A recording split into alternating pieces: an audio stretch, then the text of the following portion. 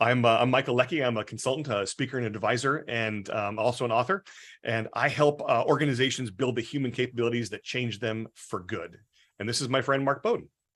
Hi, Mark Bowden, expert in human behavior and body language. I help people all over the world to stand out, win trust, gain credibility every time they communicate, including some of the leaders of the G7. So, Michael Leckie, tell people what it is we do together. What we do together is we help great leaders become transformational leaders. And that's a big leap. And what we're going to talk about today is some of the things, well, in this video, one of the things that gets in the way of moving from being a truly great leader to a truly transformational leader.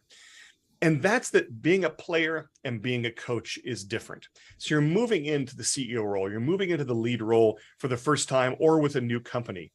And you have been a player before, and you've been a player at a very senior level. And now you're expected to coach the other players. And it's a very, very different skill set. And quite frankly, most people don't make the transition effectively. They kind of stay where they're at and they do the same things that they've been doing, hoping it's going to work again. What's really almost insidious, even though it's wonderful, I think, about becoming a CEO, is that everything that got you to that point doesn't get you where you need to go. And I know that's somebody else's book and it's a great book, but it's so true. I mean, Mark, in your experience, what are some of the things that happen to CEO players who then who move into that CEO coach role where they don't make the transition or where they struggle? So look, this is a classic, and you see it at every level of that higher level of leadership is imposter syndrome. Okay, so you know, and what I always say to people is, if you're feeling that, it's a good thing, because it tends to only occur around really high performers. I mean, I've even had as clients people who are literally gold medal winning athletes who have imposter syndrome around that ability. Yeah, so we know they're literally super performers, and yet still there is that anxiety around, you will be found out, you will be seen to not perform. And what's beautiful about that is it really comes from a real care. It really does. But, you know, it's how do you get around that? How do you manage that? Will you ever conquer it? Well, I kind of hope not. Because I hope you want to keep progressing. I hope you want to keep moving forward. I hope if you become CEO of an incredible company, you then want to move to the boards of even more incredible companies so that you can have real impact across the parts of the planet that matter most to you, the people that matter most.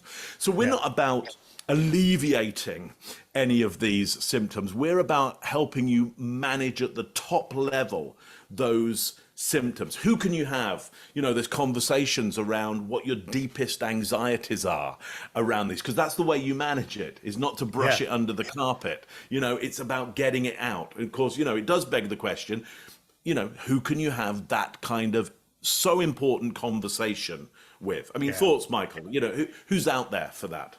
Yeah, well, you know, it's interesting to ask that question, because you're talking about kind of the more personal, intimate aspect of my own anxieties and fears about me in a role, even though I've achieved great heights. And you're also talking about the outside world that you're dealing with in a much bigger way. You're a spokesperson, you're on stage, you're an actor, you're a performer, you're a debater, you're a politician, you're all these things. The world that you're responsible for is not inside just that organization, even though it's going to demand nearly all of your time. It's outside that organization. So where can you talk safely? You have to have a secure space. Now, there are different places you can do that. You may have developed a circle of friends or peers, a mastermind group. There's a lot of things that can be done. Here's the biggest problem with them, is they take time to set up the rules and set up the game. You can get an executive coach. And by the way, we both do executive coaching for major executives and leaders around the globe.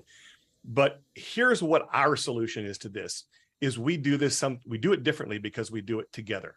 One of the things that we realize is getting together, building on the two kind of skill sets and backgrounds that we have, that we're able to really create an environment in which people can really think through, how do I need to show up for me, for my team, for my organization, and for the rest of the world to really be in this leadership role and be effective. And so if you're working with us, we do is we talk every week. We are there more or less on call when the stuff hits the fan, when you have an interaction, when there's an emergency, when something pops up, because face it, being in the CEO role is basically just flying a plane that's having multiple, malfunctions, failures, and weather emergencies all day long. So that's what we're here for. That's what we try and do, is to help you have that safe place in which you can figure out your identity for you and how you're going to deliver on that for your team, for your organization, and for the world around you. So if you're interested in that, we would love to hear from you, have a conversation. We take on very few clients, a handful, maybe 3 or 4 in a given year that we work with, and we dedicate our time to them, build a relationship, and try and make something truly powerful happen to help great leaders become transformative leaders.